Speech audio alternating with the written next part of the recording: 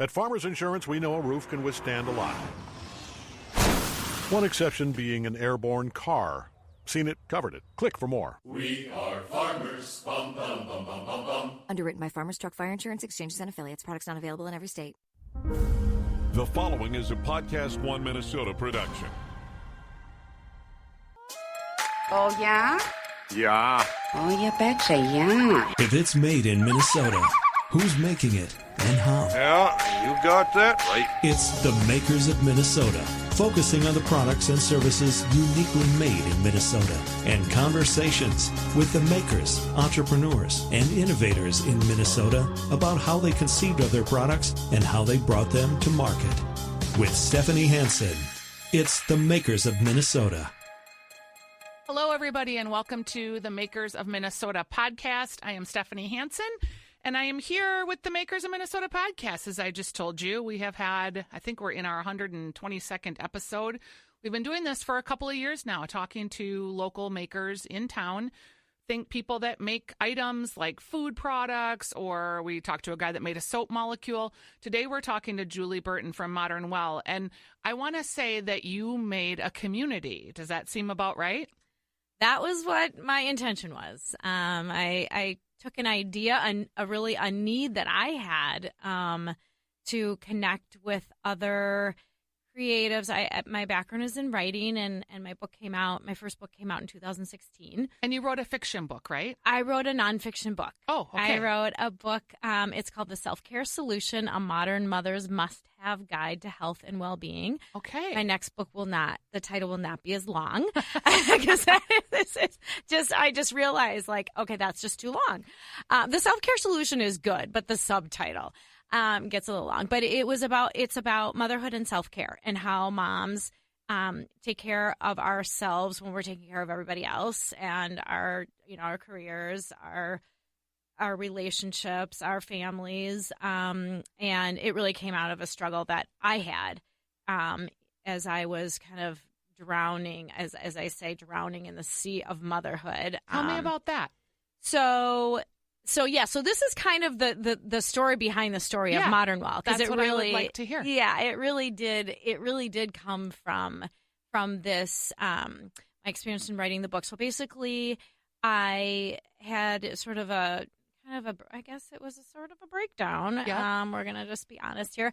And I had 4 young kids. My husband was traveling all the time. I was trying to build my career as a writer. And was feeling just completely overwhelmed with all of it. I wasn't doing anything well. What was the span of your kids' ages? So they're 10 years apart. So right now, my oldest is 24 and my youngest is 14. Okay. So I have a college graduate, a college senior, a high school junior, and a middle schooler right now. But at the time when I started writing the book, my oldest was in middle school and my youngest was a toddler, sure. And so it's funny to me that, not like funny, haha, but interesting that, so you feel like you're sort of drowning in motherhood with these 4 kids, and the way you were solving that was to do something like writing, which is so hard for most people and kind of solitary, and you need all this focus and concentration. That's a funny step to me. Well, that is very interesting, because that is exactly why, springboard ahead 10 years, I started Modern Well. Yeah. Because you're right.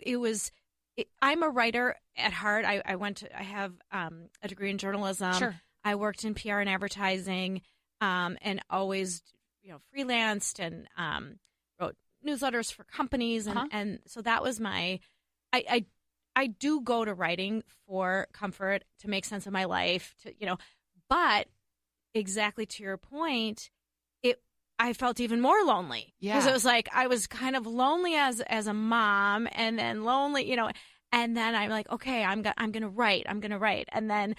But then I was like, well, I love to write, but I don't want to be sitting alone writing. I want to be in a community of not just writers, but thinkers and business people and marketing. And so I didn't know it at the time, but when my book came out in 2016 and I started speaking about self-care and traveling the country and promoting my book and And what I realized so there was the self-care piece. And Right. what is self-care, right? And I figured out that self-care is community. And that was one piece that was still missing in my life. Yeah, because at this point you had the book and the kids were a little older and you probably Exactly. weren't drowning, but Yes, but I was still missing that sense of community sure. as a freelancer. And so I co-founded the Twin Cities Writing Studio with a writer friend of mine, Nina Batson, and we rented space out of Hopkins Center for the Arts. Yep. And then it really grew, and it was basically, we put it up on Facebook. Hey, we're starting this group, writers coming together, working on whatever you're working on. It grew. People showed up. They kept showing up, and it grew into a viable business. And then I realized that I wanted to take it further than just this writing community, that I wanted to make it a community of women, whatever they were doing, Right. and to offer a space, an actual physical space. Can I ask, when you had Twin Cities Writing Club, was it like a membership or how did you monetize that? So we basically ran seasonally. So we ran a winter session, and we charged per session. And people came to get community, but also to workshop different pieces and that sort of thing. Exactly. So And when you did that, and I'm asking these questions specifically because my husband's a writer, and I feel like he's in a writing group, and it's all women. Like, I feel like women are more likely to reach out and join a group like that, whereas men aren't as likely. Is that sexist or is that truthful, do you think? I think that is very true, and I don't think it's sexist. I think it is the way that we are wired. I think women are wired for connection. We are energized by connecting with each For other sure. and sharing our ideas and doing like what you're doing this Yeah. and we want to hear each other's stories. Where men are kind of, if you read Stephen King on writing, That is one of my favorite books. It's Ever. so funny you mentioned that. And I think everybody can get something out of that book, not just the writing community, because I don't fashion myself a writer, but the way that he approaches his writing, the way that he makes it like a job. It's not just like a hobby. He's serious about it. He is structured about it. I loved that book. I love that book. And he doesn't, he talks about the isolation a little bit as a writer, but there's never a sense of like, oh, I need to join a writing group. Right. It's just, I really do think it is, there are men obviously who do need that kind of connection, but I think, if we generalize sort of as a species, I think women crave that connection more than men. Did you know when you were putting Modern Well together, which is a co-working environment for women in St. Louis Park, did you know, are you actually in Golden Valley? We're in Minneapolis. Minneapolis. Yeah. Okay, you're right on the line there. But we're right on the edge. Right off of 394. When you decided that you wanted to put this group together, did you know it would coalesce in this beautiful building? Or because that's a lot of people have this idea of connections and groups, but you went ahead and like built a building where all of this happens inside it. Yeah, so I had a vision of, I knew that the space would be really important. I knew that I wanted people to feel a certain way when they walked into the space. So I looked at probably 60 spaces. Wow. In the Twin Cities. And everywhere from, I was looking even out in Wayzata into I didn't go downtown because I knew that I didn't want to be downtown. I knew I wanted to have accessible, easy parking and to be just out of kind of the flurry of downtown. But yeah, St. Louis Park, I looked Golden Valley, Minnetonka. And when it's funny because my husband was driving home one night and he saw the space, which was Baby on Grand before we took it over. And it had the sign and it was all lit up and it was all glass, to the freeway. And he called me and he's like, gosh, Julie, that building I could just see that. I could see your people in there. And, yeah. And so I reached out to Baby on Grand and said, hey, I literally said, what do you? Hey, do you want to leave? Hey, do you want to leave? No, really, I did. And we had actually, in truth, I had been talking to them about their Hopkins location because it was just right down the street from where we had been at Hopkins Center for the Arts. And we were in conversation about me leasing the upstairs of their Hopkins location, but it just didn't feel quite right. And so I did have a relationship with them already. So did you buy the building or did you just transform it? No, I didn't. I'm leasing it. Okay. And Baby and Grand doesn't own it. Okay. It's so Sofas and Chairs was there before Baby and Grand. Yeah. And then, so they still own it. The Klopps, I think. The Klopps. Yeah, yep. Greg Klopp. David and Greg. Yep, the Klopp brothers. I think I used to call on him 100 years ago. Probably, yeah. So you go in, you build this really beautiful space. And I have to tell you, like, I've been to a lot of co-working spaces, and I know everybody likes co-working for different reasons. We've actually had Ann Hendrickson on who has Workit, where it's a workout facility as well as a co-working environment. What is really interesting to me about your space is it feels different than every other space. It feels collaborative, but it feels light. It feels supportive. It feels kind of private too. Like, I don't know. I just really thought that the way you did your space was super thoughtful. You have some individual offices. There's quite a bit of meeting spaces. There's people running sort of small retail locations. Yep. I'm thinking of some of the Love and Drishti. Yeah, that's what I was thinking of. Is it meeting all your needs in terms of the intentional community? Like, do you love it? I love it. And I'm listening to you, and I'm just like, my heart is just exploding because it's like what you just said is what I wanted to create and spent, hundreds and hundreds of hours putting down on paper exactly how do we want people to feel when they come in the space. And I worked with my designers who are brilliant, Abby Johnson and Jesse Pasqua. And I literally found them from friends of friends, totally took a chance. And we just spent hours and hours going through not just like, okay, what kind of furniture do we want in here, but like, what is the feeling? What do we want? And what does it smell like? And what does it sound like? And so it was really fun to go through that process of envisioning the space and then sort of all of us working together to make it real. At Farmers Insurance, we know every windshield collision has a unique sound. Beetle. Bird poop. Drone. Seen it, covered it. Click for more. We are farmers. Bum, bum, bum, bum, bum, bum. Underwritten by Farmers Truck Fire Insurance Exchanges and Affiliates. Products not available in every state. What is the range of rent for people listening that maybe want to explore a co-working space? So our shared offices, Kiersey, who has Love and Drishti, she's in one of them. It's like you said, like her showroom. Yep. So that's independently, and then we have two of those, and then next to her, there's three women who share it. Those run, oh my gosh, I should know this off the top of my head.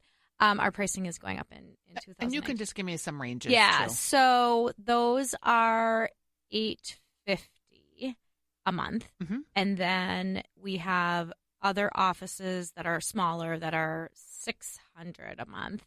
And then our community space membership is going up to $195 a month. And is that where you can drop in a couple days a month? That's unlimited. Mm-hmm. And then our flex membership, which is 1 day a month, 1 day a week, 4 days a month, is going up to $110. It was $99.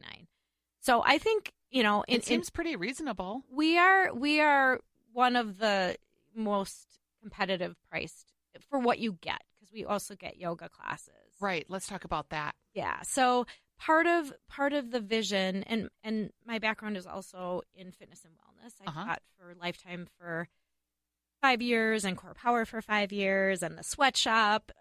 So I was kind of a workout junkie for a while and went through every training I could get my hands on. And so I wanted self-care to be part of, what you could get at Modern Well. Yep. And that includes moving our bodies, right? So we have this beautiful yoga studio, and we offer classes 3 days a week. And sometimes people just go down there by themselves and just, lay on a mat and stretch Sure. or just close their eyes. And then we have the wellness room where you literally can shut the door and close your eyes and meditate. We have some nursing moms who, use it for lactation reasons. And I wanted it to be a space where all of women's needs would be met. And has that transpired? Like, do you feel like you're delivering on that promise? I do. I really do. I really feel like the community has taught me a lot. Some of the things that I missed maybe or I didn't quite understand, I feel like they have helped me. The women, the 200 plus members who we have. Can you give me an example? Okay, recently I had a nursing mom who came to me and said, it's great that you have the room for us to nurse, but there isn't a fridge for us to store our, breast milk. There isn't a table if we want to sit and do our work while we're pumping. Right. I said, okay, bought a fridge for that, and so little things like that and bigger things from the kind of programming that we're doing. Yeah, we like this. We didn't really like that so much. So what kind of programming do you provide, and can people take programs and not necessarily be members? Yes. So we do a lot around writers and authors, which has been really amazing for us. So the writing community, we've had book signings, we've had literary events, and that's been really well received. And we also do lunch and learns, and sometimes we do open them up to non-members. We do workshop. We've done a LinkedIn workshop. We do a lot of health and nutrition workshops, and most of our workshops we do open up to anyone. What do you think has been the most popular workshop? What are working women in your environment looking for right now? I think our writing workshops do really well. Our writing community is really tight. And I think the Instagram, figuring out social media, Yeah. we have some really great influencers at Modern Well.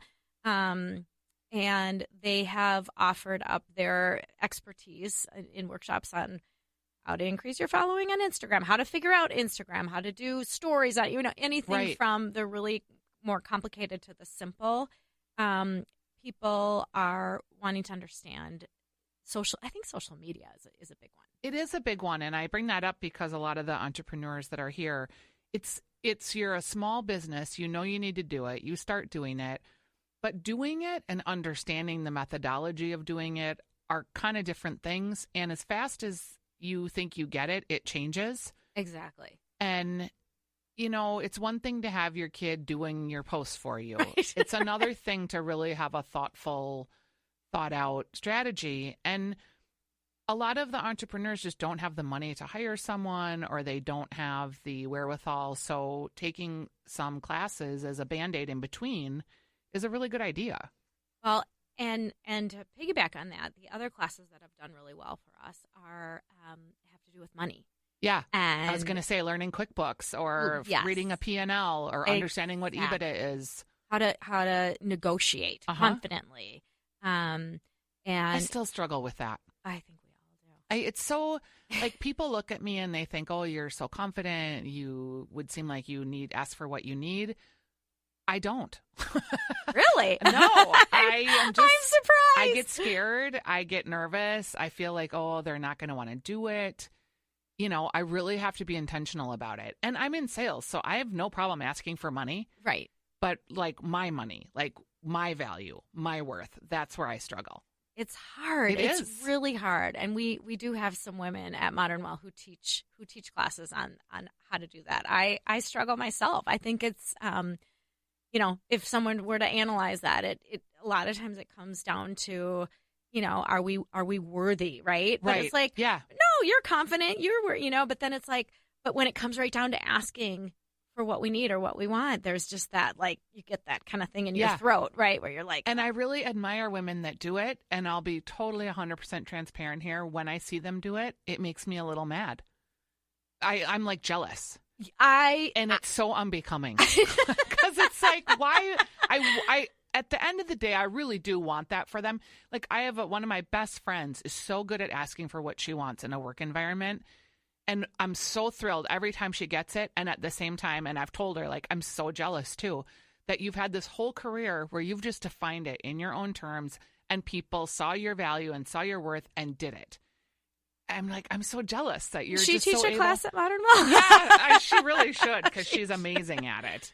Well, and I see those people and I'm like, okay, how do I get to be like that? I want to do that. You know, I want to be like that. More like that. Is Modern Roll to the point where it's a moneymaker, and could you like franchise it and do it somewhere else?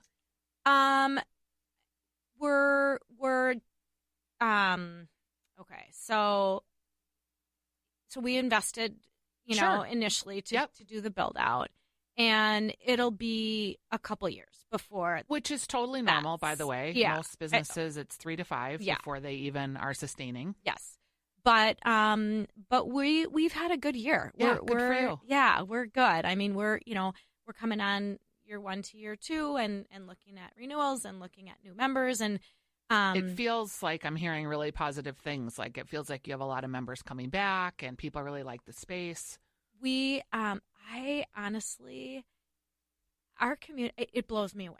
Like I just came from there, and a woman was had just put something out. She did some webinar thing, and she was all freaked out, and there weren't that many of us around, but she literally stood up from her table and she just like started jumping up and down because she was so, and then we all just started jumping up and down, and it was just like this energy, you know, and we were just looking at each other. We're like, okay, I hope nobody's looking at it. But it's like, it is, I mean, I put, you know, the space together and put the offerings out there. It's nothing without these members. Yeah, I mean, these and the people women the are, things they bring to oh it. my gosh. I mean, that, I have the best job in the whole world. Like, I get to come in and be inspired by all these amazing women every day, and I feel so blessed. And how's the writing going? Are you working on the next book? And are you finding that this, I'm curious if this has become like another child because it's a job, right? And a full-time job, and you're managing the business. But that's the $1 zillion question. So I have 2 other books in me right now. I'm working, one manuscript is pretty much done, and then another one I'm doing some research, and hopefully it will make some more headway in 2019. But it definitely had to be set aside. I still have 2 kids at home who remind me that they still exist. Yep. The plight of the working mom and dads too. Oh my gosh. Yeah. So I'm really excited about my next 2 books. Super, super excited. And I feel like the Modern Well community, I'm excited to have that be a part of this process. Because when my first book came out, it was just like, I was just sort of alone. And I mean, we had just started the writing studio, and so that was great. Yep. But I'm excited to have that energy around these books and to see where that takes us all. Do you think you could franchise your concept? Because it sure feels like it's an awesome business in the making. I get calls. I definitely have gotten calls and get calls. I want to be super, super solid and super strong in our foundation. And I don't think a year is enough time to know really who we are. So another year, another good, strong year, then I think I would be more likely to have, like, I've kind of pushed those conversations. Oh, call me in, 6 months. I've kind of pushed those aside, but we'll see. It kind of maybe too is important that you have the right leader too, because if you have a certain aesthetic and not just physically, but the way it feels inside and the way that you translate that message and who you want to cater to, you almost need to kind of co-create you again somewhere else. Well, I mean, it's for me, I feel like the best part of my job and one of my strengths, and I have plenty of weaknesses. Just ask anybody who works with me about how I'm organized or not. But I love to connect people. Uh-huh. That's my very favorite thing. And so when I'm I'm there every day, and not a day goes by that I'm not like, here, Stephanie, come over here. You have to meet this person. Oh, Right. you guys, wait, the three of you need. And so I think that whoever would take a Modern Well in California or, would have to have that ability and that desire. Sure. Some people don't want to do that. Some Yeah. people are like, ugh, I don't want to deal with it. Too much work. But it's so important. And those are the relationships. And I've seen it before my own. I mean, just beyond what has gone on with these women who are connected with each other and supporting each other's businesses and supporting. It's in 1 year, there have been businesses built, collaborations, successful collaborations that have happened. And that's the best part. Yeah. Is to see that. I am really impressed by your business. I hope for continued growth for you. I'm going to come and take a class about negotiating so that I can be better at it. It's Julie Burton. And if people want to find information, can they go to modernwell.com? Yes, they can go to modernwell.com. And again, my book is The Self-Care Solution. It's a great holiday gift. You can find it on Amazon, or Majors & Quinn has it. And my personal website is juliebburton.com. All right. So if people need help writing or a project or something and I for write their business. about parenting. And All right. Thanks, Julie. Thank you. At Farmers Insurance, we know every windshield collision has a unique sound. Beetle. Bird poop. Drone. Seen it, covered it. Click for more. We are farmers. Bum, bum, bum, bum, bum, bum. Underwritten by Farmers Truck Fire Insurance Exchanges and Affiliates. Products not available in every state. I'm Rita Foley with an AP News Minute. An F-16 pilot having hydraulic problems with his aircraft managed to parachute to safety as the plane smashed into a warehouse east of Los Angeles. Fire Captain Fernando Herrera. That pilot landed in the March Air Force Base area, in the base itself. Amazingly, there were no serious injuries after the plane hit the building. Alabama executed a man last night for his role in killing 4 people after an argument over a pickup truck. Tennessee executed a man who killed his wife. Reporters couldn't see the execution, but AP correspondent Travis Lawler says we could hear sounds, including singing, that Mr. Johnson's attorney says was him singing a hymn. Answering a reporter's question, President Trump said he hopes the U.S. is not on a path to war with Iran. Mr. Trump has dismissed suggestions that any of his advisors are trying to push him into a conflict. I'm Rita Foley.